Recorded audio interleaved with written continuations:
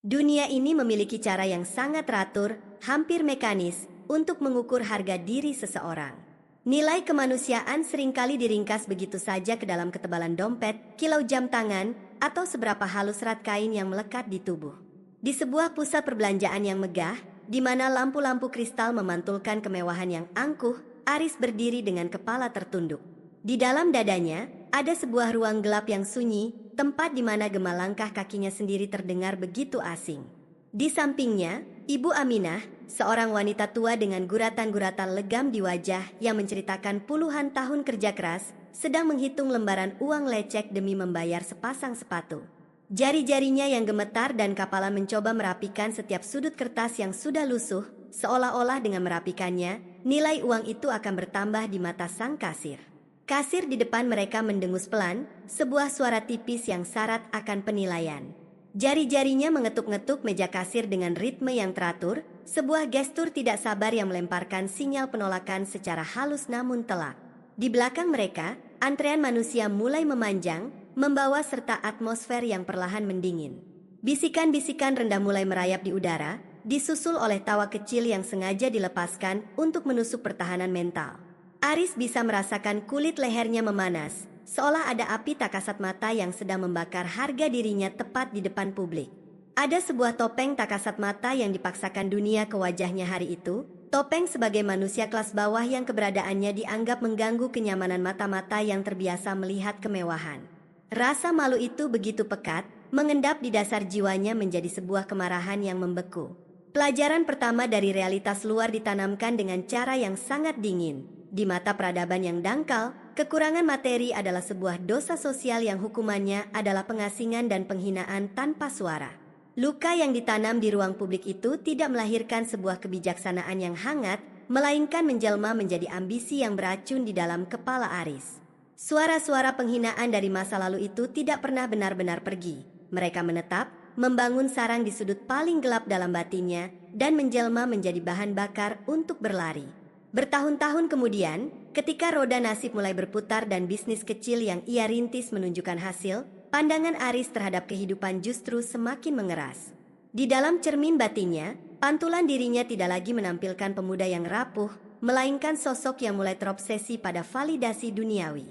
Ironisnya, dalam proses pengejaran kasta itu, ia mulai melihat Ibu Aminah bukan lagi sebagai pahlawan yang menyambung nyawanya dengan sisa-sisa keringat, melainkan sebagai personifikasi dari trauma masa lalu yang harus dikubur dalam-dalam. Setiap kali melihat wajah tua ibunya, Aris seperti dipaksa melihat kembali bayangan dirinya yang lemah dan tak berdaya di toko megah bertahun-tahun lalu. Hingga tibalah pada suatu malam yang diselimuti kabut tipis, di dalam sebuah rumah tua yang dinding-dindingnya mulai retak dimakan usia.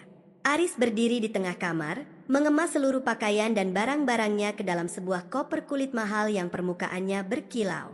Di ambang pintu, Ibu Aminah berdiri diam, sosoknya tampak semakin kecil dan ringkih dimakan waktu. Wanita tua itu tidak melempar amarah, tidak pula mengeluarkan kata-kata makian. Beliau hanya mampu menatap dengan sepasang mata yang mulai rabun, pancaran kasih sayang yang tulus mencoba menembus dinding es yang telah dibangun sang anak di sekeliling tubuhnya.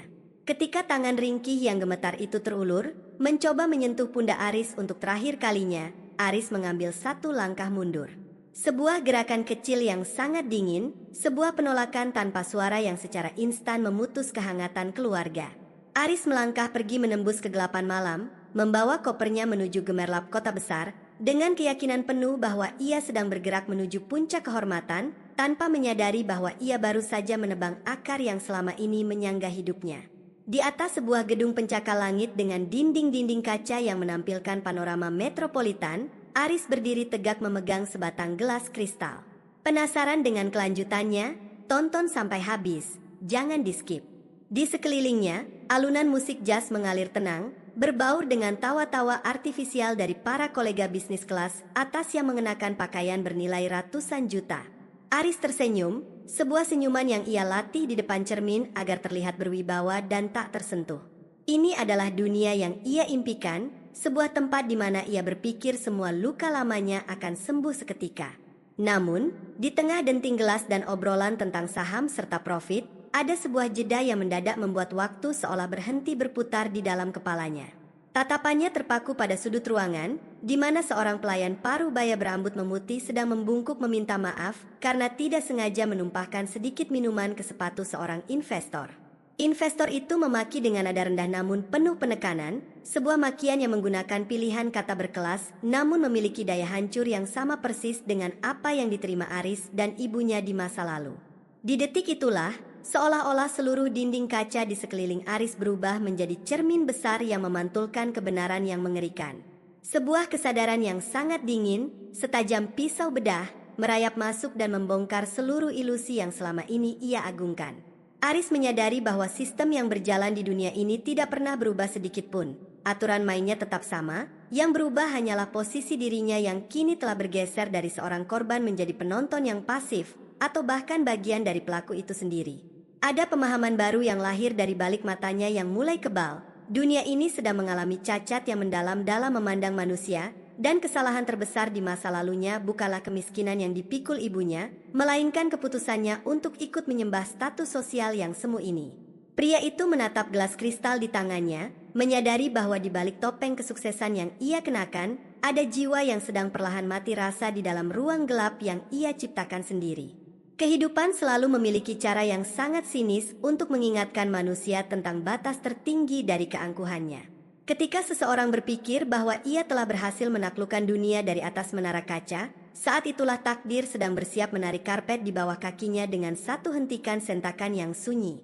Bagi Aris, kesuksesan finansial yang ia dekap erat ternyata hanyalah sebuah kastil pasir yang dibangun di tepi pantai yang rawan badai. Sifatnya yang mulai meremehkan detail, ditambah dengan ego yang menolak menerima saran dari orang lain, membawanya pada serangkaian keputusan investasi yang fatal. Beberapa proyek besar yang ia banggakan runtuh dalam hitungan hari akibat perubahan regulasi dan pengkhianatan pasar yang bergerak tanpa ampun.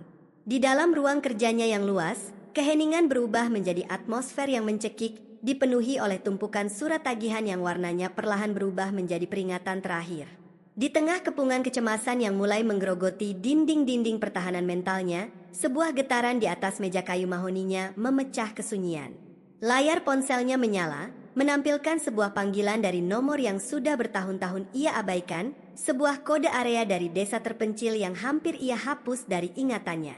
Suara di seberang sana terdengar panik, mengabarkan bahwa kondisi kesehatan Ibu Aminah telah jatuh ke titik paling kritis dan wanita tua itu terus membisikkan nama anaknya di antara sisa-sisa kesadarannya. Namun, di dalam kepala Aris, suara ego jauh lebih nyaring daripada panggilan darah. Di depan cermin batinnya, ia menolak untuk pulang sebagai seorang pecundang. Ia takut wajah tuanya yang rapuh di desa akan melihat keretakan pada topeng kesuksesan yang selama ini ia pamerkan. Dengan jari yang dingin dan tanpa getaran emosi yang terlihat, Aris mematikan ponselnya, memutus satu-satunya tali yang menghubungkannya dengan ketulusan, lalu melangkah masuk ke dalam ruang rapat utama bersama Rendra, mitra bisnis yang selama ini ia anggap sebagai pilar kekuatannya. Di balik pintu ruang rapat yang tertutup rapat, atmosfer tidak lagi terasa seperti sebuah kemitraan, melainkan sebuah ruang eksekusi yang sunyi. Aris duduk dengan punggung tegak, mencoba mempertahankan sisa-sisa wibawa seorang penguasa yang mulai kehabisan darah. Di hadapannya, Rendra duduk dengan santai, memainkan sebuah pena mahal dengan ritme yang konstan, sebuah ketukan yang terdengar seperti jam pasir yang menghitung mundur sisa waktu kejayaan Aris. Tanpa ada basa-basi yang hangat, Rendra menggeser selembar dokumen tebal ke tengah meja, sebuah draft restrukturisasi saham yang isinya adalah sebuah vonis mati bagi karir Aris. Memanfaatkan posisi Aris yang sedang terdesak secara likuiditas dan kehilangan kepercayaan dari para investor, Rendra dengan ketenangan seorang predator mengambil alih seluruh kendali perusahaan secara sepihak, menyisakan angka nol besar bagi pria yang ada di depannya. Saat itulah Aris merasakan seluruh dunianya runtuh tanpa ada suara ledakan. Itu adalah sebuah kehancuran yang terjadi di dalam keheningan yang absolut. Ia menatap wajah Rendra, mencari sisa-sisa persahabatan atau rasa hormat yang pernah mereka bangun di atas meja-meja makan mewah, namun yang ia temukan hanyalah sepasang mata yang kosong dan senyuman tipis yang syarat akan kepuasan sosiopatis. Topeng kemitraan itu telah tanggal sepenuhnya, menyisakan wajah asli dari peradaban yang selama ini Aris puja. Sebuah dunia yang tidak mengenal kata belas kasihan, tempat di mana manusia saling memangsa demi berebut remah-remah kekuasaan. Harga dirinya diinjak-injak di atas meja yang sama tempat ia dulu sering mendikte nasib orang lain. Pria sombong itu kini terduduk kaku, menyadari dengan kesadaran yang teramat perih bahwa di hadapan manusia yang menyembah harta, kesetiaan hanyalah sebuah komoditas dengan tanggal kedaluarsa yang pendek. Kehilangan seluruh aset materi ternyata barulah sebuah babak pembuka dari skenario pembalikan nasib yang sesungguhnya. Dengan setelan jas yang tidak lagi rapi dan sisa tabungan yang hampir habis untuk membayar kompensasi, Aris melangkah keluar dari distrik bisnis dengan tubuh yang terasa ringan, seolah-olah seluruh bebannya telah menguap bersama hilangnya status sosialnya. Dalam keputusasaan yang mendalam, jiwanya yang lelah menuntut sebuah pelarian, sebuah tempat yang paling aman dari penghakiman mata-mata kota. Pikirannya mendadak berbelok arah menuju sebuah rumah tua di desa yang dulu ia tinggalkan dengan keangkuhan. Ia membutuhkan pelukan hangat yang dulu ia tepis. Ia membutuhkan sepasang mata rabun yang tidak pernah menilainya dari seberapa tebal dompet yang ia miliki. Namun, alam semesta selalu memberikan jawaban dengan caranya yang paling mutlak dan tak bisa dinegosiasikan. Ketika kaki Aris kembali menginjak tanah desa yang basah setelah perjalanan panjang yang melelahkan, yang menyambutnya di ujung jalan setapak hanyalah keheningan yang mati. Rumah tua itu masih berdiri, namun pintunya yang lapuk tertutup rapat, dan halamannya telah dipenuhi oleh ilalang liar yang tumbuh subur seolah merayakan kepergian sang pemilik. Ibu Aminah telah berpulang ke tanah keabadian beberapa hari yang lalu, pergi dalam kesunyian yang sempurna tanpa pernah sempat melihat kembali wajah anak tunggalnya, dan tanpa meninggalkan sebaris pun kata kutukan. Aris berdiri terpaku di tengah ruangan yang berdebu, aroma kayu tua dan minyak angin yang biasa melekat pada ibunya masih tersisa tipis di udara, mengiris sisa-sisa kewarasannya dengan kejam. Ia memegang selembar selendang usang yang tergeletak di atas tempat tidur kosong, menyadari bahwa kebangkrutan terbesar dalam hidup bukanlah kehilangan angka-angka di rekening bank, melainkan kehilangan kesempatan untuk bersujud memohon ampun di depan pintu keramat hidupnya. Di titik terendah itulah, ketika rasa sakit telah melampaui kapasitas tangki emosi manusia, sebuah keajaiban psikologis terjadi di dalam diri Aris. Air mata yang seharusnya tumpah justru membeku di dalam kelopak matanya, berubah menjadi kristal-kristal dingin yang merubah cara pandangnya terhadap seluruh realitas. Tidak ada jeritan histeris, tidak ada kutukan kepada takdir, dan tidak ada lagi ratapan yang sia-sia di depan gundukan tanah merah yang masih basah di pemakaman desa. Seluruh ego yang dulu membuatnya sombong, seluruh amarah yang dulu membakarnya untuk sukses, dan seluruh dendam masa lalu kepada dunia, mati dan terkubur bersama jasad ibunya. Pria itu berdiri tegak di bawah langit senja yang mulai menggelap, membersihkan sisa debu tanah makam yang menempel di lutut celananya dengan gerakan yang sangat tenang, hampir tanpa emosi. Di dalam kepalanya, ruang gelap yang dulu dipenuhi oleh suara-suara bising penghinaan kini berubah menjadi sebuah ruangan yang sunyi dan lapang. Sudut pandangnya terhadap harga diri telah berbalik 180 derajat. Ia tidak lagi membutuhkan validasi dari luar karena ia telah kehilangan hal paling berharga yang bisa dinilai oleh dunia. Aris melangkah pergi dari area pemakaman dengan langkah kaki yang lambat namun sangat mantap. Tatapan matanya kini telah bertransformasi sepenuhnya, menjadi sepasang mata yang kosong dari ketakutan, dingin seperti es di kutub, tak bisa dimainkan lagi oleh drama kehidupan, dan menyimpan sebuah ketenangan mental baru yang teramat berbahaya bagi siapa saja yang mencoba mengusiknya kembali. Waktu tidak pernah berhenti untuk meratapi kejatuhan seorang manusia, namun waktu selalu menyediakan ruang bagi mereka yang tahu cara bermutasi di dalam kesunyian. Beberapa tahun setelah badai menghancurkan seluruh hidupnya, kota metropolitan kembali kedatangan sosok Aris. Namun tidak ada lagi sisa-sisa pria bising yang dulu haus akan pengakuan. Ia kembali bukan sebagai seorang penantang yang berteriak menuntut balas dendam, melainkan sebagai seorang pengamat yang bergerak bagai hantu di dalam sistem yang pernah membuangnya. Usaha baru yang ia rintis dari puing-puing kemiskinan dibangun dengan cetak biru yang sama sekali berbeda, tanpa papan nama yang megah, tanpa ekspansi yang tergesa-gesa, dan tanpa selembar pun unggahan di media sosial untuk memamerkan pencapaian.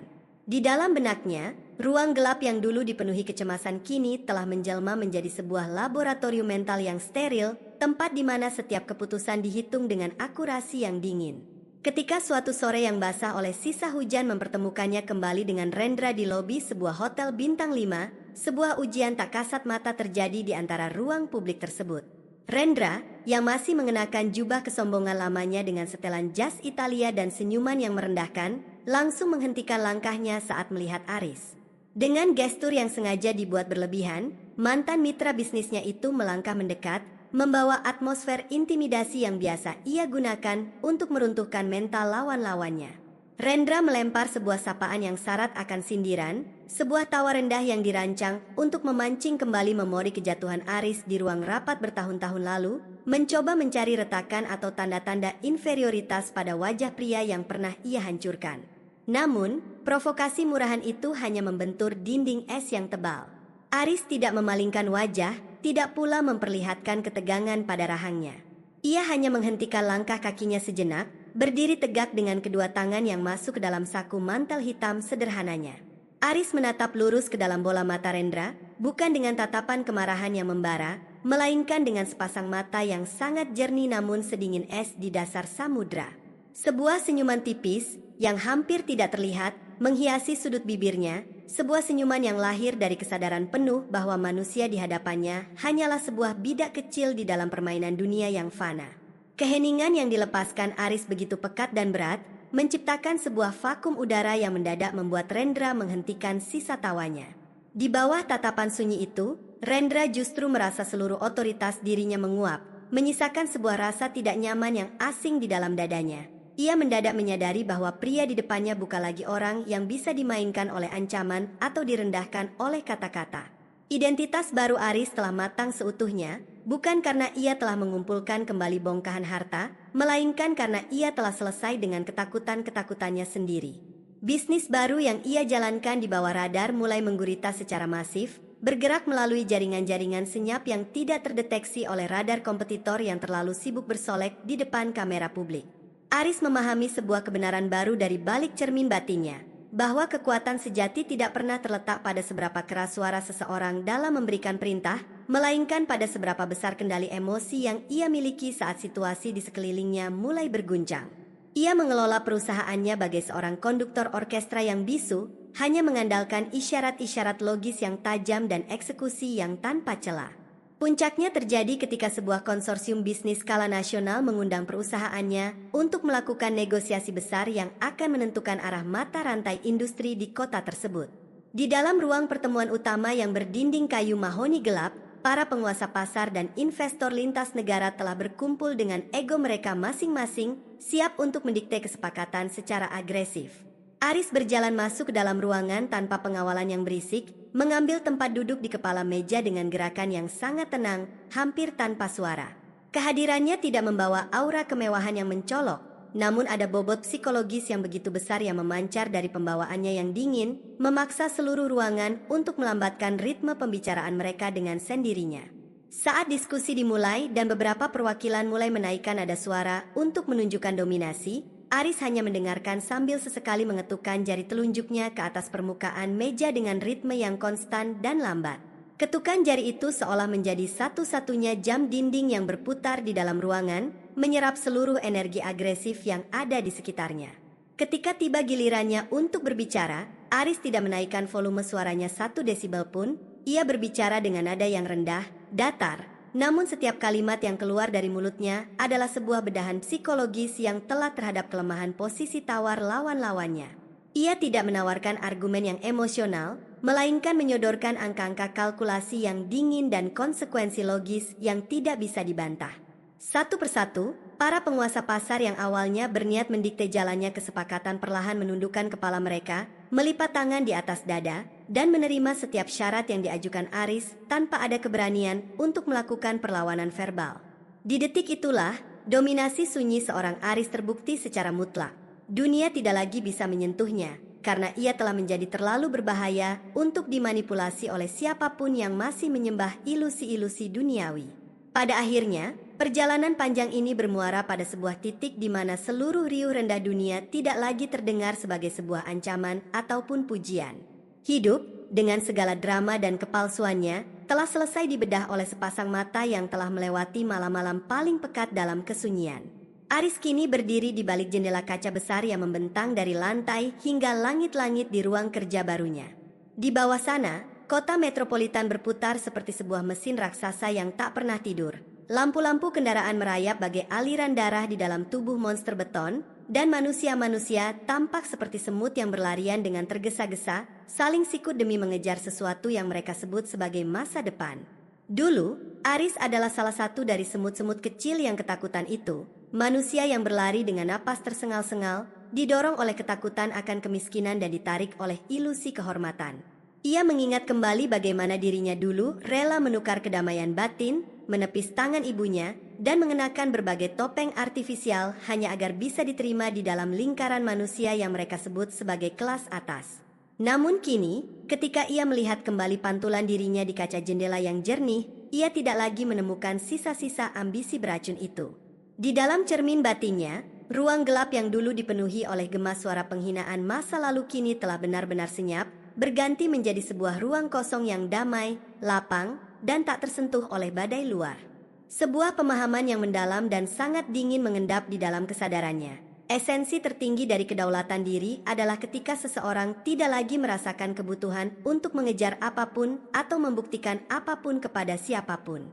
Pria itu tidak lagi mencari Rendra untuk membalas dendam secara fisik atau finansial, karena ia sadar bahwa membiarkan Rendra tetap hidup dalam lingkaran ketamakan dan ketakutan akan kehilangan tahta adalah sebuah hukuman yang jauh lebih kejam daripada kebangkrutan materi.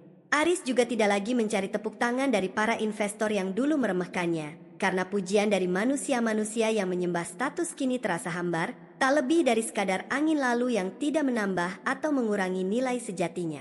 Kesadaran ini mengubah total bagaimana realitas di sekelilingnya bergerak. Ketika seseorang berhenti berlari untuk membuktikan diri, sebuah fenomena psikologis yang aneh mulai terjadi. Dunia yang awalnya tampak begitu angkuh dan menindas perlahan-lahan mulai melambatkan ritmenya, berputar mengitari poros ketenangan yang dimiliki pria tersebut. Aris tidak perlu lagi mengetuk pintu-pintu peluang dengan wajah memohon atau memoles citra perusahaannya agar terlihat menarik di mata pasar. Justru sebaliknya, para pemilik modal, penguasa industri, hingga orang-orang yang dulu memandang sebelah mata, kini datang dengan langkah yang sopan, mengetuk pintunya, dan menyesuaikan proposal mereka dengan standar baku yang ia tetapkan tanpa banyak bicara. Di dalam ruangan yang minimalis itu, tidak ada lagi pajangan kemewahan yang berteriak meminta perhatian. Hanya ada sebuah meja kayu polos, sebuah kursi kerja yang nyaman, dan di sudut ruangan, sebuah meja kecil tempat ia meletakkan selembar selendang usang peninggalan mendiang Ibu Aminah yang kini selalu bersih dari debu. Selendang itu bukan lagi sebuah simbol trauma atau penyesalan yang mengikat langkahnya, melainkan sebuah jangkar kesadaran yang terus mengingatkannya agar kaki ini tetap membumi di atas tanah, bahkan ketika kepalanya telah melampaui puncak-puncak gedung tertinggi di kota ini. Setiap keputusan bisnis yang ia ambil kini selalu melewati filter dingin dari selendang tersebut, sebuah komitmen sunyi untuk tidak pernah lagi mengorbankan nilai kemanusiaan demi angka-angka di atas kertas. Kini, Aris membalikan badannya membelakangi pemandangan kota, berjalan perlahan menuju meja kerjanya, lalu duduk dengan gerakan yang sangat anggun dan penuh kendali. Ia mengambil sebuah dokumen kerja, membacanya sekilas, lalu memberikan tanda tangan dengan sapuan pena yang tegas namun tanpa ketergesaan. Tidak ada ketakutan akan hari esok, tidak ada kecemasan akan persaingan, dan tidak ada lagi ruang bagi keraguan untuk merayap masuk ke dalam kepalanya. Jiwanya telah sepenuhnya merdeka dari diktat peradaban luar. Dunia luar boleh saja terus bergerak dalam kegilaan kompetisinya, saling memangsa dalam lingkaran setan yang tak berujung. Namun di dalam ruangan ini, waktu bergerak sesuai dengan ketukan langkah kaki Aris yang sunyi. Ia telah berhenti menjadi seorang pemain yang dikendalikan oleh skenario nasib, dan telah bermutasi menjadi seorang pengarang cerita bagi kehidupannya sendiri, seorang maestro yang tahu betul bahwa ketika mental telah mencapai tingkat kedaulatan mutlak yang berbahaya, kita tidak perlu lagi berlari mengejar siapapun di atas muka bumi ini. Sebab seluruh dunialah yang pada akhirnya akan melambatkan putarannya, tunduk, dan menyesuaikan diri dengan ketenangan yang kita miliki.